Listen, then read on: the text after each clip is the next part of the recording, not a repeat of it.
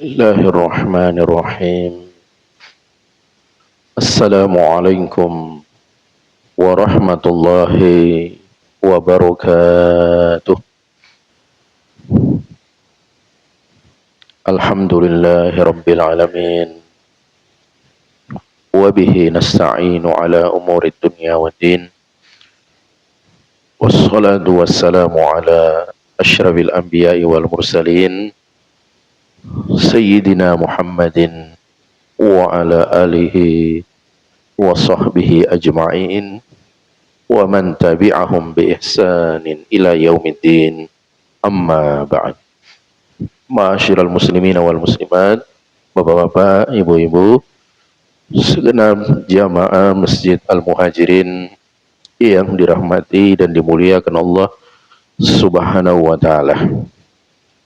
Segala puji dan syukur marilah kita panjatkan atas kehadirat Allah Tabaraka wa taala yang melimpahkan kepada kita curahan nikmat, karunia dan taufiknya. Pada kesempatan malam hari ini kita bisa kembali meluangkan waktu terbaik kita untuk duduk dan menghadiri majelis ilmu di tempat yang mubarak ini. Salawat dan salam semoga senantiasa tercurahkan kepada junjungan Nabiullah Muhammad sallallahu alaihi wa alihi wasallam serta keluarga, para sahabat dan segenap pengikut beliau hingga akhir zaman. Jamaah sekalian rahimakumullah, kita akan lanjutkan pembahasan kitab Syarah Ad-Durus Al-Muhimmah Li'ammatil Ummah, pelajaran-pelajaran penting untuk segenap umat, karya Samahatus Syekh Abdul Aziz bin Abdullah bin Baz rahimahullah ta'ala. Terakhir jamaah sekalian, pembahasan kita memasuki Ad-Darsus Sadis Asyar atau pelajaran yang ke-16, yaitu dengan tema At-Ta'addub bil Adabil Islamiyah, beradab dengan adab-adab Islami.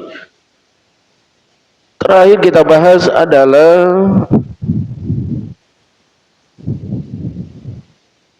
wa indas safar, adab ketika bersafar. Ya, tidak bisa dipungkiri jamaah sekalian, kita sebagai hamba Allah, kita sebagai manusia, ada dua keadaan kita: mukim atau musafir. Kita mukim, bertempat tinggal, berdomisili di suatu tempat atau menetap di suatu tempat, atau terkadang kita bersafar. Status kita sebagai musafir untuk suatu keperluan, baik terkait dengan tugas dan pekerjaan kita, atau juga mungkin berkaitan dengan pendidikan, studi, sehingga kita bersafar.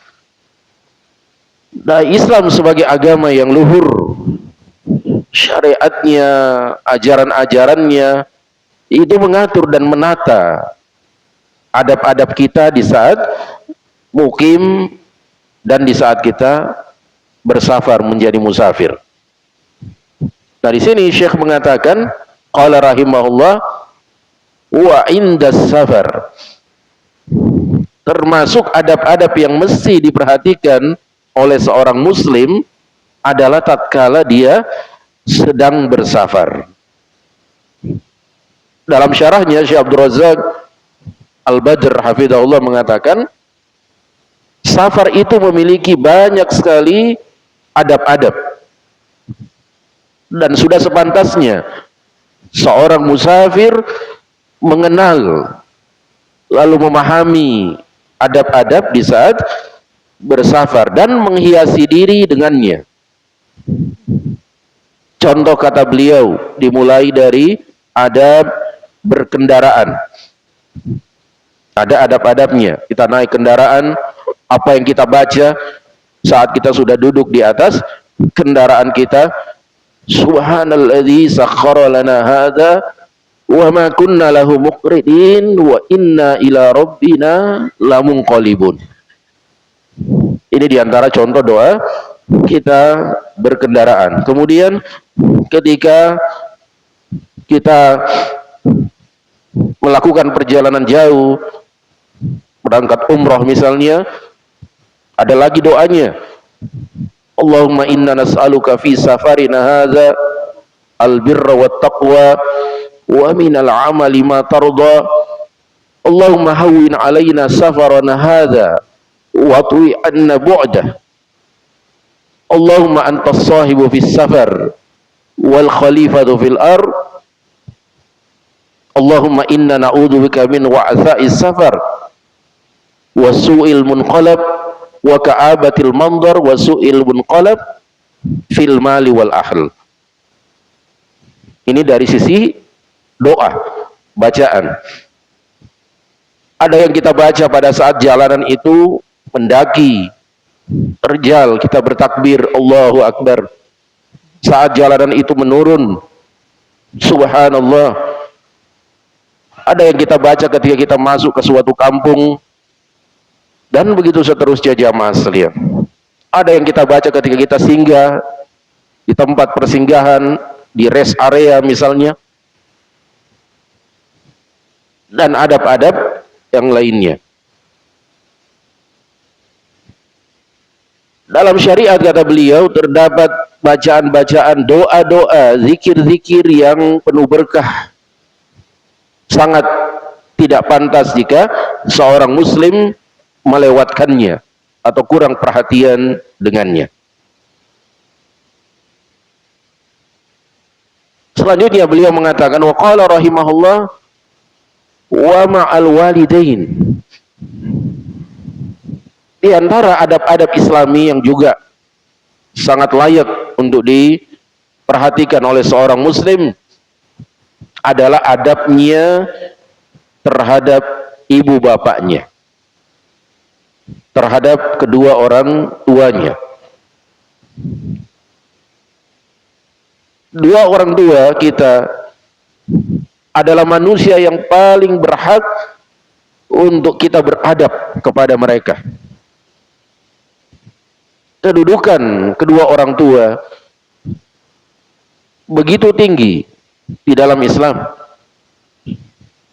sampai-sampai ditempatkan pada urutan kedua sesudah hak kepada Allah, yaitu kewajiban kita beribadah hanya kepada Allah semata dengan mentauhidkannya. Nanti akan disebutkan beberapa contoh dalilnya di dalam Al-Quran. Dari kedua orang tua ini jamaah sekalian, ayah dan ibu tentu saja kita sudah memaklumi, memahami dengan baik. Hak yang terbesar dan kita prioritaskan, kita utamakan adalah hak ibu, baru kemudian hak ayah. Ini berdasarkan hadis yang masyhur ketika seorang laki-laki bertanya kepada Nabi sallallahu alaihi wasallam, "Man ahaqqun nasi bi husni suhbati?" Siapakah orangnya wahai Rasul yang sangat pantas dan layak untuk aku pergauli dengan cara yang baik? Qala, Nabi menjawab, ummuk, ibumu. Kemudian si laki-laki itu bertanya lagi, qala man, thumma man, lalu siapa lagi? Dan jawaban Nabi tetap sama, ummuk, ibumu. Qala thumma man, kemudian Nabi ditanya untuk kali ketiga, lalu siapa lagi wahai Rasul? Dan beliau tetap menjawab dengan jawaban yang sama, ummuk, ibumu. Lalu di kali keempat Sang penanya bertanya, "Tsumma man?" Lalu siapa lagi? Barulah kemudian Nabi alaihi salatu wassalam menjawab, "Tsumma abuk," kemudian ayahmu. Ini dalam hadis riwayat Al-Bukhari dan Muslim dari Abu Hurairah radhiyallahu anhu. Maka adab kita kepada orang tua kita harus kita perhatikan dengan sebaik-baiknya dan kita tunaikan sesempurna mungkin, karena begitu besarnya hak kedua orang tua. Bahkan Imam Al-Bukhari rahimahullah tatkala mengarang kitab Al-Adabul Mufrad, ini kitab adab, di awal kajian pembahasan tema kita ini sudah kita sampaikan ada kitab-kitab khusus yang dikarang oleh ulama kita tentang adab. Salah satunya kitab Al-Adabul Mufrad karya Al-Imam Al-Bukhari. Itu bab pertama di kitab itu, jamaah sekalian, yang dicantumkan oleh Al-Imam Al-Bukhari adalah bab birril walidain. Bab berbakti kepada kedua orang tua. Jadi sebelum muamalah yang baik kepada golongan yang lain dari kalangan manusia, kepada tetangga, kepada karib kerabat, yang utama, yang pertama dan yang utama adalah birrul walidain, berbakti kepada kedua orang tua.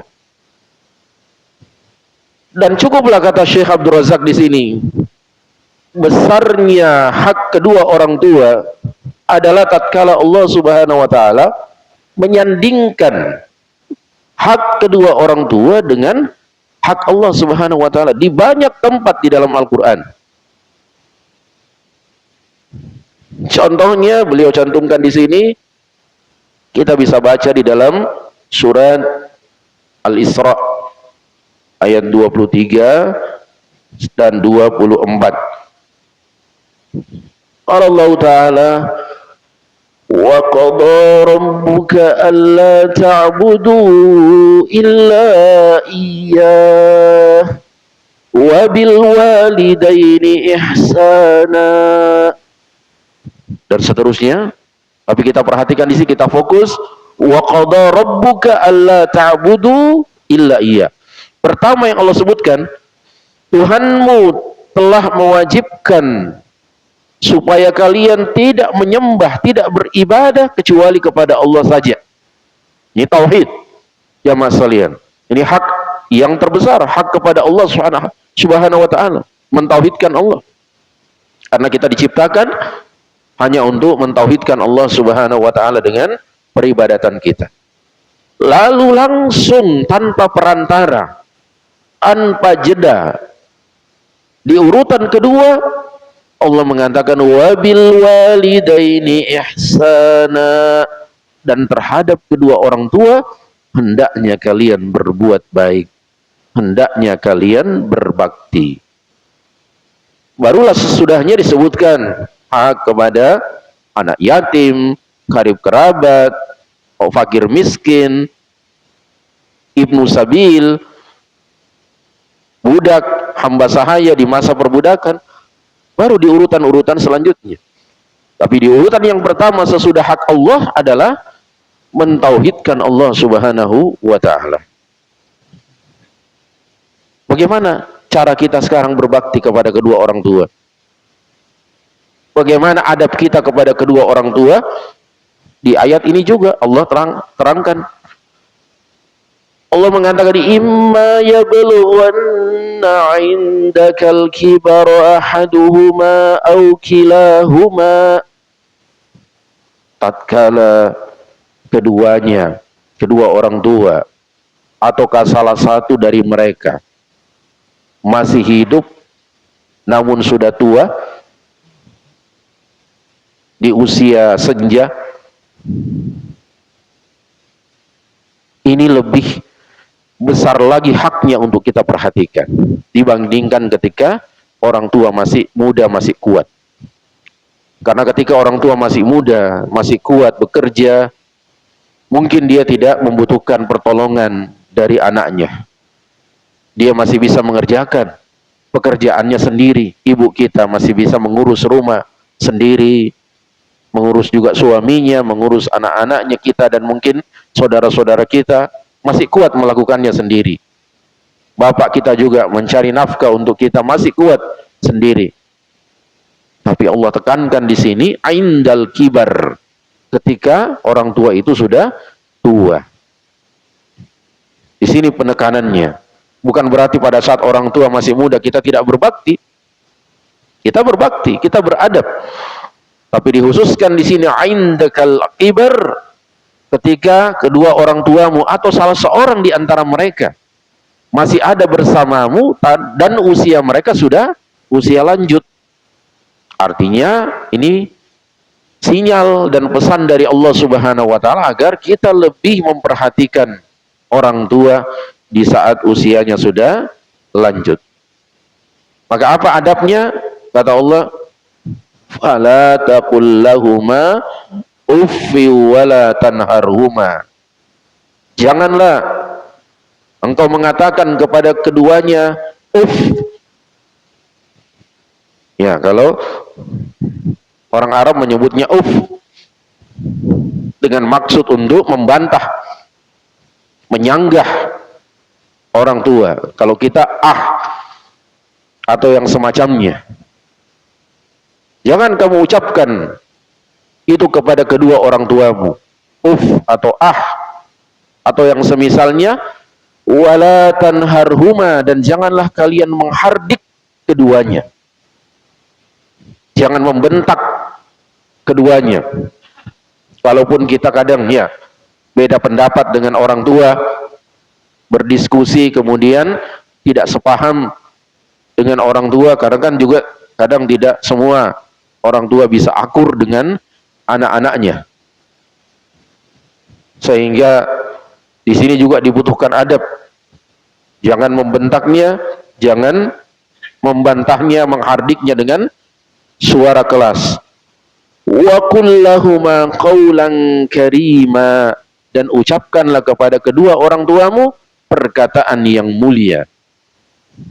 Qawlan karima, perkataan yang santun, yang lembut, yang bersahaja. Ini ayat 23 dari surat Al-Isra. Selanjutnya Allah lanjutkan dengan firman-Nya di ayat yang ke-24. Allah mengatakan wakhfid lahuma janahal dhulli minar rahmah. Rendahkan dirimu, yaitu tawaduklah kepada kedua orang tuamu dengan penuh rasa kasih sayang. Para ahli tafsir jamaah sekalian mengungkap rahasia ayat ini menggunakan kalimat janahul. Janah jamaah sekalian secara bahasa artinya sayap. Janahut toir, sayap burung. Kenapa Allah menggunakan kata al-janah yang artinya sayap? Untuk membahas tentang adab menghormati kedua orang tua. Karena jamaah sekalian, janah sayap burung ketika dari terbang kemudian ingin turun ke darat misalnya, ingin hinggap misalnya di batang pohon, turun dengan perlahan sampai ke tempat dia hinggap, dia merapatkan, merendahkan sayapnya. Dari tempat yang tinggi, dia mengepakkan sayapnya, turun ke tempat yang rendah, di mana tempat dia hinggap, dia akan mulai menutup perlahan sayapnya. Maka ini kiasan. Seseorang diperintahkan oleh Allah Subhanahu wa taala merendahkan dirinya, yaitu tawaduk, rendah hati. tidak menyombongkan dirinya, justru dia merendahkan dirinya dan juga tentu saja hatinya dengan penuh kasih sayang kepada kedua orang tuanya. Kemudian tidak cukup di situ, Allah perintahkan wa qur rabbirhamhuma kama rabbayani shaghira, dan ucapkanlah, bacalah ini sebagai bentuk doa, wahai Rabbku, sayangilah keduanya sebagaimana keduanya menyayangiku di waktu kecil. Itu doa kepada kedua orang tua yang mungkin kita sudah hafalkan sejak kita masih TK, sudah diajarkan doa kepada kedua orang tua. Maka jamaah sekalian, ini contoh adab Islami terhadap kedua orang tua kita, bersikap hormat, tidak membentak, tidak menghardik, berkata-kata yang sopan dan lembut, kemudian tawadhu kepada keduanya, dan jangan lupa selalu mendoakan kedua orang tua kita. Syekh Abdul Razak di sini mengatakan dalam syarahnya, berbuat ihsanlah kalian, berbuat baiklah kalian kepada kedua orang tua dengan seluruh aspek-aspek perbuatan baik, baik itu berupa ucapan maupun perbuatan. Sebab kedua orang tua adalah sebab keberadaan seorang hamba, dan kedua orang tua telah mengerahkan segala kemampuan mereka untuk membesarkan, merawat, mendidik, dan berkorban. Jasa mereka besar terhadap anak-anak mereka. Kita tidak akan bisa membalas jasa kebaikan orang tua kita selain kita beradab, kemudian berbakti, dan selalu mendoakannya. Ya mas kalian rahimani wa rahimakumullah. Selesai untuk adab kepada kedua orang tua. Selanjutnya kata beliau rahimahullah, termasuk adab Islami wal aqarib, adab kepada karib kerabat, kepada keluarga. Ini juga jamaah sekalian diperintahkan oleh Islam untuk kita beradab, berakhlak kepada karib kerabat. Dalam syarahnya Syekh mengatakan sebagaimana hadis yang tadi, hadis Abu Hurairah, ketika seorang laki-laki bertanya kepada Nabi Shallallahu Alaihi Wasallam, siapa manusia yang paling berhak aku baguskan cara aku bermuamalah kepadanya? Nabi sebutkan kedua orang tua kita dengan urutan 3 kali ibu, kemudian 1 kali ayah. Nah lanjutan hadis itu ada kalimat ketika laki-laki itu bertanya kembali kepada Nabi, dan Nabi mengatakan summa adanaka adanaka, kemudian orang yang terdekat denganmu, lalu yang terdekat denganmu. Semakin dekat dengan kita, keluarga dekat, kerabat dekat, istilah-istilah di masyarakat, maka semakin besar juga haknya untuk kita berakhlak baik kepada mereka dan beradab Islami kepada mereka. Di antaranya kata beliau, bersilaturahmi kepada mereka, jangan sampai putus jalinan silaturahmi, berbuat ihsan kepada mereka. Ya, tradisi kita di masyarakat Indonesia ini, di hari Lebaran misalnya, kita saling kunjung mengunjungi, kita saling bertukar hadiah, membawakan hidangan dan lain sebagainya. Itu bagian dari perbuatan ihsan, perbuatan baik kepada keluarga, dan menjauhkan diri dari menjahati mereka, menjauhkan diri dari menzalimi mereka. Ini juga termasuk adab kepada kerabat. Berikutnya kata beliau qala rahimahullah wal jiran, dan para tetangga. Nah, termasuk juga adab dan akhlak Islami adalah kepada tetangga-tetangga kita. Adab kepada tetangga dengan memperhatikan hak-hak bertetangga, tidak mengganggu tetangga, tidak menyakiti tetangga, tapi berusaha untuk senantiasa berbuat ihsan, berbuat baik kepada tetangga kita sesuai kemampuan, baik dalam ucapan atau dalam perbuatan. Karena wasiat tentang tetangga sangatlah besar di dalam Islam, sebagaimana sudah kita pernah menyampaikan hadisnya. Nabi Shallallahu Alaihi Wasallam didatangi oleh malaikat Jibril alaihissalam, dan terus menerus malaikat Jibril mewasiatkan kepada Rasulullah tentang tetangga, sampai-sampai Nabi mengatakan, hatta dhanantu annahu sayuwarrithu, hingga aku menduga jangan-jangan tetangga ini nanti akan dapat jatah warisan, masuk golongan ahli waris kita. Saking seringnya malaikat Jibril mewasiatkan kepada Nabi tentang berbuat baik kepada jiran, kepada tetangga.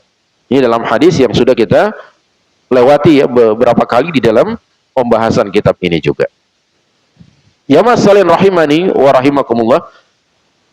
Berikutnya kata Syekh bin Baz rahimahullah, wal adabu ma'al kibari was sigar, termasuk adab Islami adalah adab kepada orang-orang tua,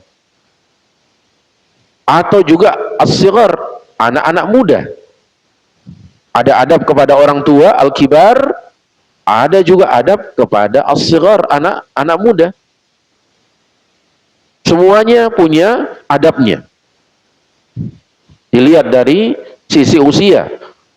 Yang tua ada adab kita kepadanya, dan yang muda juga ada adab kita terhadapnya. Nabi Shallallahu Alaihi Wasallam pernah bersabda, "Laisa minna man lam yuwaqqir kabirana wa yarhab saghirana." Tidak termasuk golongan kami, kata Rasulullah, orang yang tidak menghormati, tidak menghargai orang-orang tua di antara kami. Ini baik orang tua kita sendiri, sebagaimana yang tadi barusan kita membahasnya, ataupun orang tua orang lain. Siapapun jamaah masjid, ada orang yang lebih tua usianya dari kita. Nah sekarang kan anak muda kadang ya bisa dikatakan kurang beradab kepada orang tua, terutama kepada gurunya. Kita lihat banyak tayangan di media sosial, ya, ada guru permainkan saja oleh anak muridnya, dilecehkan, diejek, dihina, ditantang berkelahi dan sebagainya. Dan guru juga tidak berani untuk menegur keras karena khawatir terkena pasal, dilaporkan ke polisi dan lain sebagainya, sebagaimana beberapa kasus-kasus yang telah terjadi. Ironis memang. Padahal Islam di antara ajarannya, kita dengarkan hadisnya tadi, laisa minna. Nabi sampai mengatakan bukan dari golongan kami, bukan dari pengikut kami, bukan berjalan di atas petunjuk sunnah kami, orang yang tidak menghormati orang tua. Dan lanjutan hadisnya, wa yarham saghirana, juga tidak termasuk golongan kami, bukan bagian dari ajaran sunnah kami, orang yang tidak menyayangi yang muda usianya di antara kami. Jadi kepada orang tua ada adabnya, kepada yang muda usianya juga ada adabnya. Dan hadis ini sahih, diriwayatkan, hadis ini riwayat Imam Ahmad dari Ubadah bin As-Samit radhiyallahu an, dihasankan oleh Syekh Al-Albani rahimahullah di dalam kitabnya Sahih Al-Jami' As-Saghir. Maka Syekh Abdul Razak dalam syarahnya mengatakan, orang tua sudah sepantasnya untuk kita bermuamalah dengannya dengan cara menghormati dan memuliakan, tapi dalam batas ajaran Islam, adab-adab Islam. Karena juga di sebagian tempat kadang dengan alasan menghormati yang tua, tapi terlalu hulu atau berlebih-lebihan. Ya, terlalu berlebih-lebihan. jalan harus ngesot, ya, menunduk yang sangat-sangat merendah di hadapannya, ya, dan lain sebagainya. Ini juga terlalu berlebihan dan tidak wajar. Kita menghormati orang yang lebih tua dari kita tidak mesti seperti itu caranya, tapi dengan sopan santun, dengan tata krama, berbicara dengan lembut dan sebagainya. Bahkan dalam sebuah hadis di sini beliau cantumkan, terlebih lagi apabila orang yang lebih tua usianya dari kita itu sudah beruban, rambutnya ditumbuhi dengan rambut putih, apakah itu di rambut di kepalanya atau juga mungkin di jenggotnya. Secara khusus Nabi Shallallahu Alaihi Wasallam menekankan orang tua yang beruban ini harus lebih dihormati, dihargai. Bahkan Nabi Shallallahu Alaihi Wasallam bersabda di sini, Inna min ijlalillah ikramu disyaibatil muslim. Sesungguhnya termasuk pengagungan kita kepada Allah adalah menghormati orang tua yang beruban muslim. Dia muslim, orang tua beruban. Sampai disebutkan oleh Nabi berubannya itu. Dan ini bagian dari menghormati Allah Subhanahu wa taala, menghargai Allah Azza wa Jalla, mengagungkan Allah Azza wa Jalla. Ini dalam hadis riwayat Abu Daud dari Abu Musa Al-Asy'ari radhiyallahu an, dan dihasankan oleh Syekh Al-Albani rahimahullah dalam Sahih Al-Jami'. Adapun as-saghir, anak kecil atau orang yang lebih muda usianya dari kita, bermuamalah dengannya adalah dengan kasih sayang, dengan menyayanginya. Orang yang tidak menyayangi, dia juga tidak akan disayangi. Tidak akan disayangi oleh Allah Subhanahu wa taala. Ada kisah di Sahih Bukhari dan Muslim, seorang sahabat Nabi bernama Al-Aqra bin Habis radhiyallahu an. Suatu hari sedang duduk-duduk bersama Nabi Sallallahu Alaihi Wasallam. Kemudian Nabi Sallallahu Alaihi Wasallam mencium cucu beliau Al Hasan bin Ali radhiyallahu anhuma. Al Hasan bin Ali radhiyallahu, mencium, Nabi menciumnya, mencium cucunya. Faqala Al-Aqra, lalu sahabat Al-Aqra bin Habis dengan tercengang, dengan heran, ia mengatakan, innali asyaratan minal walad ma qabbaltu minhum ahada. Saya punya 10 anak dan tidak ada satupun yang pernah saya cium, kata Al-Aqra bin Habis. Lantas Nabi Shallallahu Alaihi Wasallam melihatnya dengan pandangan yang sinis, atau juga merasa tercengang. Kok bisa seperti itu? Punya 10 orang anak, tidak pernah ada satupun di antara mereka yang diciumnya oleh sang ayah. Lantas Nabi mengatakan dengan kalimat yang ringkas tapi langsung menohok, man la yarham la yurham. Siapa yang tidak menyayangi, dia juga tidak akan disayangi. Siapa yang tidak menyayangi, mengasihi, maka Allah juga tidak akan menyayangi dan mengasihinya. Jadi tergantung muamalah kita. Dan hadis ini sahih diriwayatkan oleh Al-Bukhari dan Muslim dari Abu Hurairah radhiyallahu anhu. Ada kisah yang mirip dengan kisah ini juga di Sahih Bukhari dan Muslim. Seorang Arab Badui datang menemui Nabi Shallallahu Alaihi Wasallam dan berkata, juga perkataannya sangat mengherankan, dengan nada mengheran, dengan kondisi yang mengherankan. Dia bertanya, tuqabbilu nasibyan, apakah kalian biasa mencium anak-anak? Maksudnya anak-anak kita. Ya. atau yang wajar untuk dicium, ya, yang pantas, yang layak.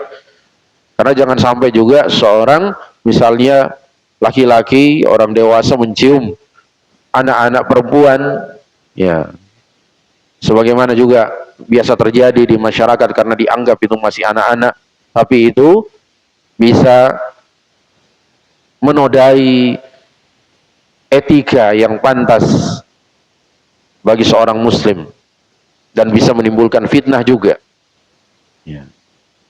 Jadi ini dalam batas kewajaran atau yang lazim dilakukan di tengah-tengah masyarakat. Fama nuqabbiluhum, kata si Arab Badui ini, kami tidak biasa melakukan itu. Mencium anak sendiri tidak biasa. Mereka heran melihat kaum muslimin, di antara adab mereka, di antara akhlak mereka adalah menciumi anak-anak mereka. Kami tidak biasa melakukannya. Lantas Nabi Shallallahu Alaihi Wasallam bersabda, awa amliku laka an naza'allahu min qalbika rahmah. Apa dayaku, kata Rasulullah, ketika Allah Subhanahu wa taala telah mencabut dari hatimu rasa kasih sayang. Jadi tanda-tanda Allah mencabut dari hati seseorang rasa kasih sayang. Tidak ada perasaan iba, tidak ada perasaan kasih sayang, rahmah di dalam hatinya terhadap anak-anak. Melihat anak-anak menjadi korban kekerasan, menjadi korban perdagangan anak, menjadi korban bencana, atau juga yang terjadi di Palestina, anak-anak kaum muslimin yang menjadi korban dari kebiadaban Zionis Israel. Tidak ada perasaan sedih, tidak ada perasaan menyayat di hatinya, maka ini sama saja Allah Subhanahu wa taala telah mencabut rahmah kasih sayang dari dalam hatinya, wal iyadzu billah. Nah, ini hadisnya juga sahih, diriwayatkan oleh Al-Bukhari dan Muslim dari Aisyah radhiyallahu anha. Selesai adab ini jamaah sekalian. Adab kepada orang tua yang lebih tua usianya dari kita, dan adab kepada yang lebih muda usianya dari kita. Selanjutnya, qala rahimahullah, Syekh bin Baz mengatakan, wa tahni'atu bil maulud. Termasuk adab Islami adalah mengucapkan tahniah, ucapan selamat, kegembiraan atas kelahiran anak. Ya, kita mendapat kabar ada saudara kita, ada teman kita, atau bahkan dari kerabat kita, keluarga kita yang mendapatkan momongan kelahiran. Muncul beritanya di grup WA, alhamdulillah telah lahir anak kami yang kesekian, tadi jam sekian, ya, dengan berat badan sekian, jenis kelamin disebutkan, maka kita doakan. Ya, kita doakan. Doakan. Syekh Abdul Razak dalam syarahnya mengatakan, doakan kepada kedua orang tuanya dulu. Doakan kepada kedua orang tuanya si anak ini, agar si anak ini menjadi penyejuk mata kedua orang tuanya, qurratu a'yun. Karena itulah doa ibadur rahman di surat Al-Furqan, Rabbana hablana min azwajina wa dzurriyyatina qurrata a'yun waj'alna lil muttaqina imama. Doanya ibadur rahman, jadikanlah keluarga kami, istri, anak, keturunan sebagai penyejuk mata kami, qurrata a'yun. Maka doakan kepada orang tuanya, semoga momongan yang Anda dapatkan menjadi penyejuk mata Anda, dan dijadikan dia imam, panutan bagi orang-orang bertakwa. Dan doakan semoga anaknya menjadi anak yang diberkahi oleh Allah di keluarganya dan di tengah-tengah umat.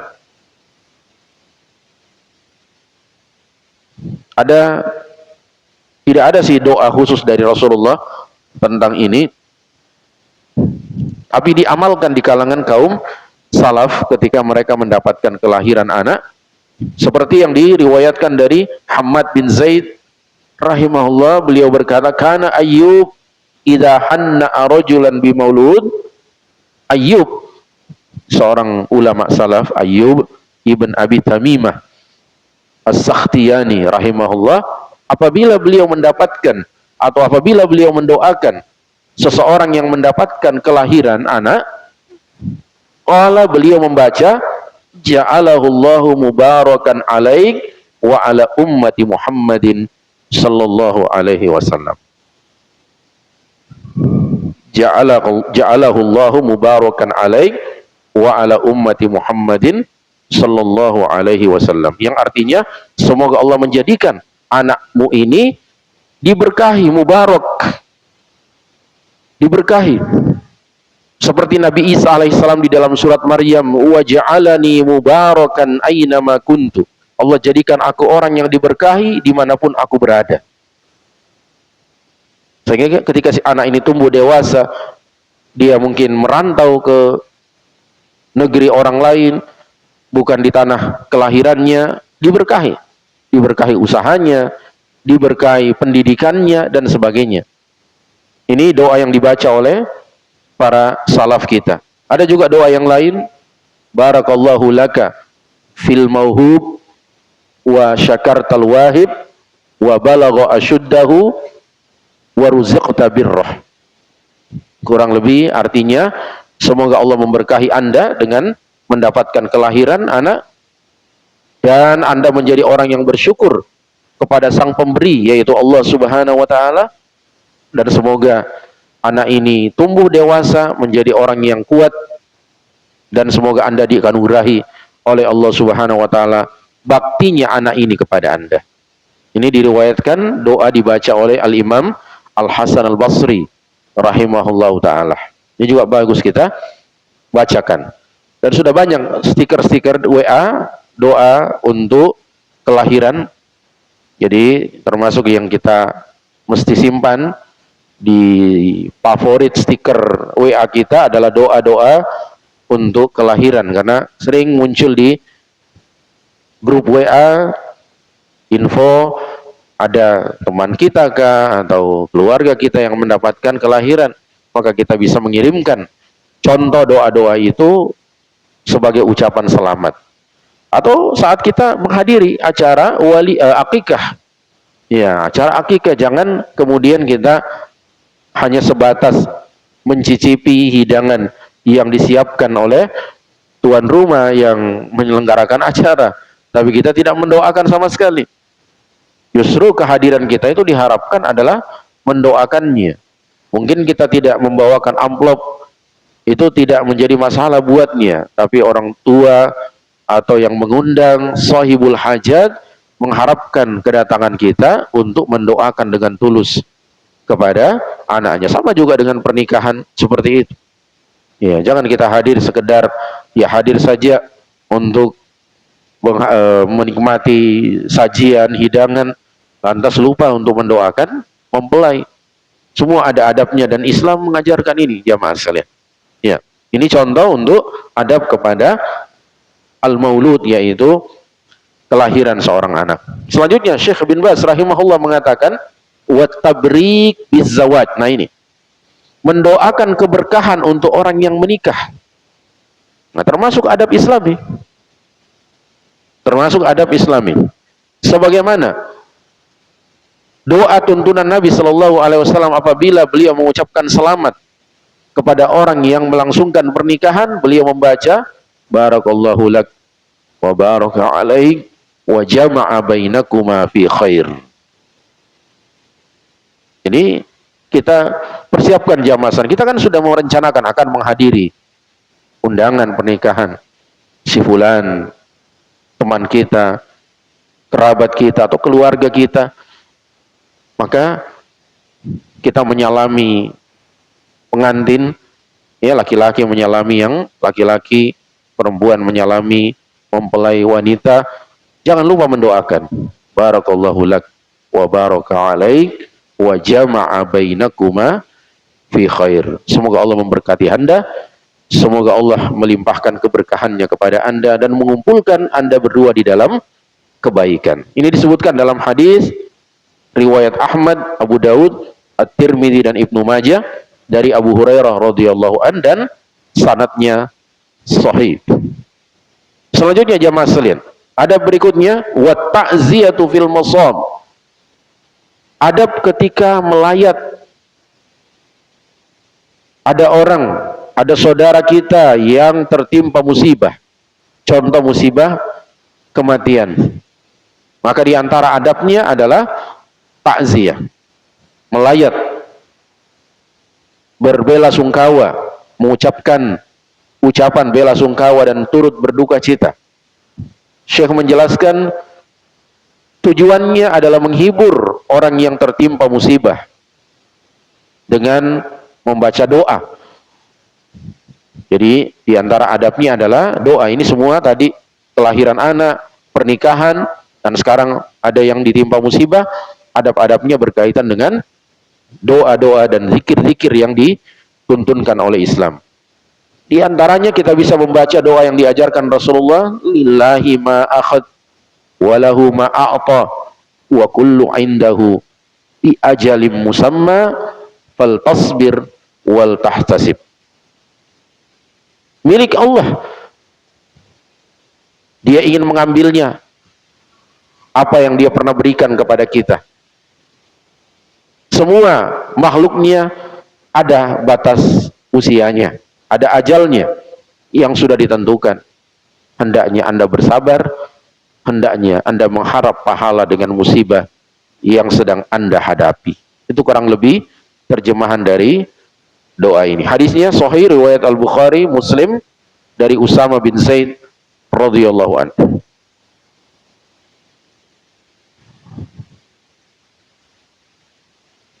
Boleh juga kata Syekh Abdul Razak, ucapan-ucapan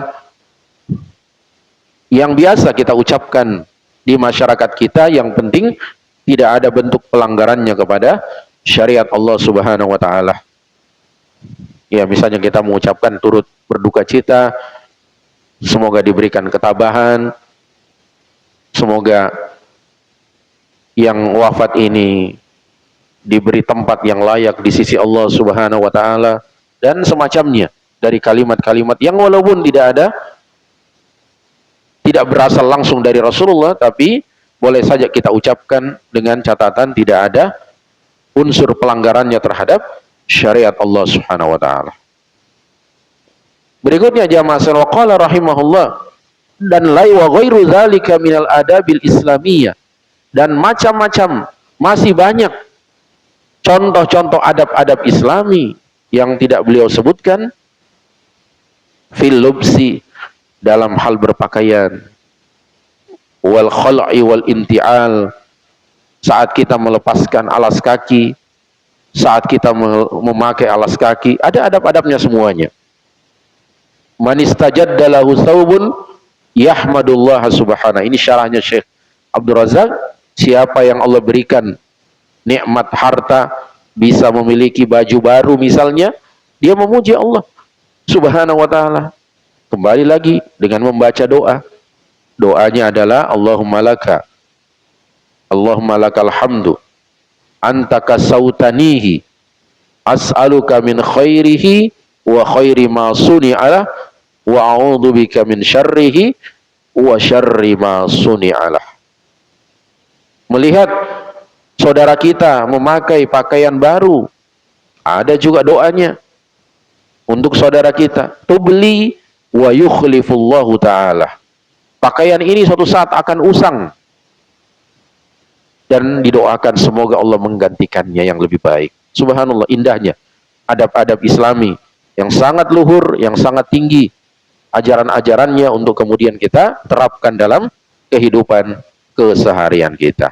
Baik jamaah sekalian rahimani wa rahimakumullah, kita cukupkan materinya untuk malam ini sampai di sini dulu. Insyaallah masih ada lanjutannya sebelum kita lanjut ke pelajaran ke-17, dan kita sisakan waktu, mungkin masih ada beberapa menit. Jika ada pertanyaan dari jamaah, fal yatafaddal. Silakan. Ya, nah. Waalaikumsalam warahmatullahi.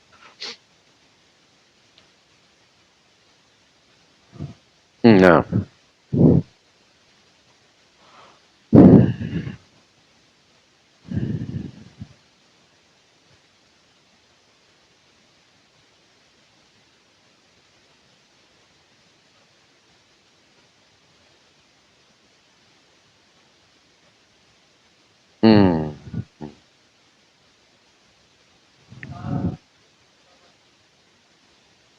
Hmm. Ya.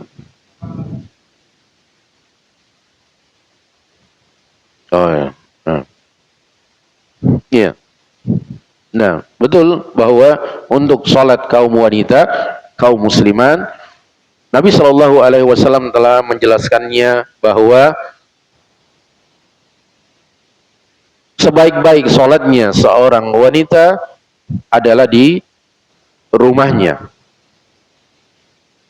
Bahkan dalam satu riwayat hadis, fi qa'ri baitiha, di lorong tersembunyi dari rumahnya atau di bagian tersembunyi dari rumahnya. Di rumah kan luas ruangannya, ada ruang tamu, ada ruang tengah, ruang keluarga, ada kamar khusus. Nah, ketika dia sholat di ruang tamu atau di ruang keluarga, masih bisa terlihat oleh orang yang lalu lalang. Tiba-tiba datang tamu atau juga keluarganya yang lain yang mondar-mandir, ilir mudik di sekitar ruang keluarga, dia masih terlihat. Tapi kalau dia pilih tempat yang tersembunyi, tidak ada yang melihatnya, itu jauh lebih baik. Jadi di dalam rumahnya pun masih bertingkat-tingkat jenjangnya untuk sholatnya seorang wanita. Semakin tersembunyi, semakin afdol. Itu karena wanita memang jamaah sekalian asalnya adalah tersembunyi dari pandangan laki-laki. Makanya disyariatkan hijab untuk kaum muslimat. Nah, dengan demikian, tatkala si wanita ini melaksanakan ibadah haji atau umrah ke tanah suci, di sana ada Masjid Nabawi di Madinah, ada Al-Masjidil Haram di Mekkah Al-Mukarramah yang memiliki keutamaan salat yang sangat besar di sisi Allah Subhanahu wa taala. Nah, manakah yang dipilih oleh wanita ini? Apakah dia salat di hotelnya, di penginapannya, ataukah dia tetap salat di, atau dia memilih salat di Masjidil Haram atau di Masjid Nabawi? Para sahabat wanita yang juga sangat mencintai Nabi Shallallahu Alaihi Wasallam dan sangat senang salat diimami oleh Nabi Shallallahu Alaihi Wasallam, Nabi bersabda bahwa yang terbaik buat mereka adalah salat di rumahnya, tetap di rumahnya. Hanya saja kondisi wanita-wanita muslimat yang berasal dari luar tanah suci, yang datang dari negeri yang jauh seperti kita dari Indonesia ini, tentu datang ke sana untuk bisa memaksimalkan diri kita beribadah dalam kurun waktu yang terbatas. Jadi tidak mengapa seorang wanita insya Allah untuk antusias dia sholat di Masjidil Haram, Masjid Nabawi, tatkala itu tidak memberatkan dirinya atau tidak menyusahkan dirinya, selama ada tempat yang disiapkan untuk mereka, maka itu adalah hal yang baik. Ya. Kecuali kalau kondisi sangat penuh sesak jamaah dan mengkhawatirkan keselamatan seorang wanita, maka tentu saja keselamatannya harus lebih diutamakan. Tapi tentu saja seperti tadi, dia sudah datang dari tempat yang jauh, tentu diharapkan bisa memaksimalkan ibadahnya di sana. Karena bisa jadi itu perjalanan, tidak bisa diduga bahwa itu adalah perjalanan terakhirnya. Belum tentu dia akan bisa kembali lagi mengunjungi tanah suci untuk masa-masa yang akan datang. Maka insya Allah tidak mengapa, asalkan tetap menjaga adab-adab wanita muslimah saat sholat di masjid, ya itu tetap diperhatikan. Wallahu alam bissawab. Nah, ada lagi? Nah.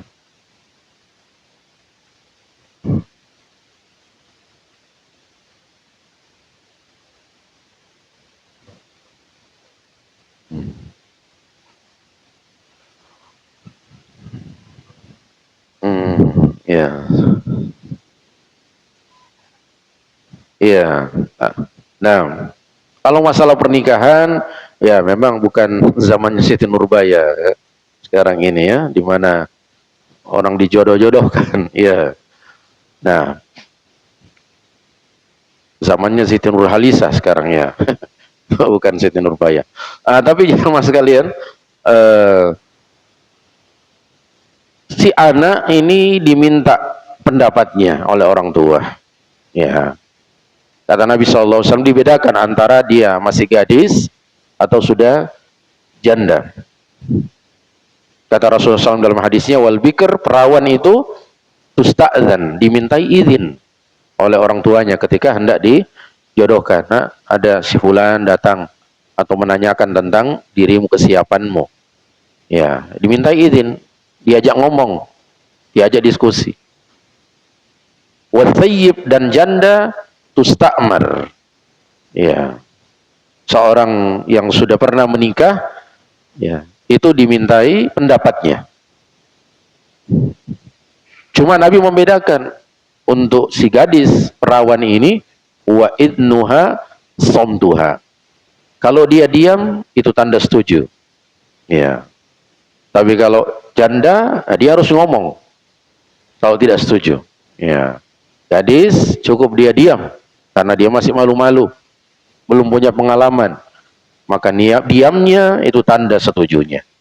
Tapi masing-masing tetap dimintai saran dan pendapat. Sudah siap tidak kamu menikah? Ya. Jadi orang tua tidak bisa memaksakan kehendaknya.